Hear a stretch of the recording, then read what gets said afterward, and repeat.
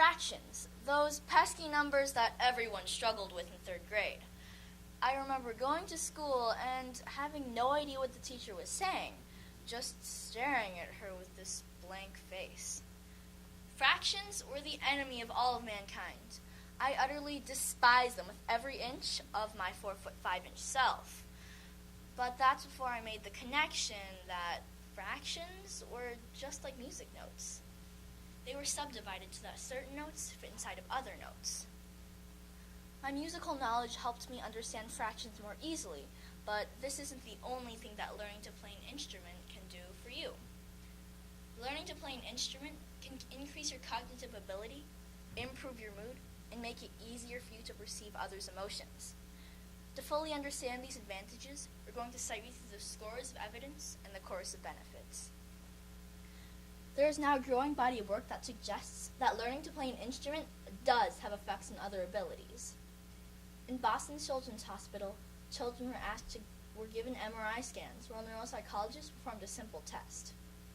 The children were asked to press buttons depending on what they saw and what they heard. If they heard a horse, they would press the left button, and if they saw a circle, they would press the right button. If they heard a frog, the rule would simply switch. The findings were astounding. There was more prefrontal cortex activity in the children that were musically trained compared to the children without musical training. The prefrontal cortex is responsible for decision-making and problem-solving. With more parts of your brain activated after you play an instrument, you're able to use more parts of your brain while doing other activities, which in turn increases your efficiency.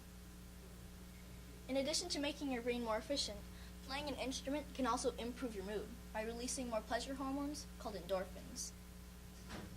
In a study conducted by Oxford psychology professor Robin Dunbar, they tested the pain tolerance of people in a drumming circle compared to people who passively listened to music.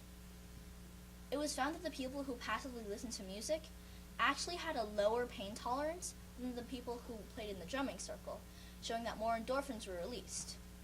Merely listening to music does not mirror the same pleasure and happiness you experience from playing an instrument. While playing an instrument has the ability to make yourself happy, it can also make you more perceptive towards others' emotions. At Northwestern University, participants were asked to watch a subtitled nature film while they listened to a 250 millisecond fragment of a distressed baby's cry. Scalp electrodes were used to measure the electrical response in the participant's brainstem, which links the auditory nerve to the cerebral cortex, which is responsible for your emotions.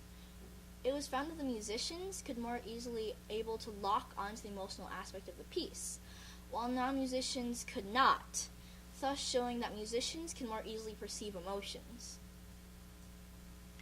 Learning to play an instrument might be a lot of work, but the end results are more rewarding. Giving up just a little bit of time every day would definitely be worth it to boost my intelligence.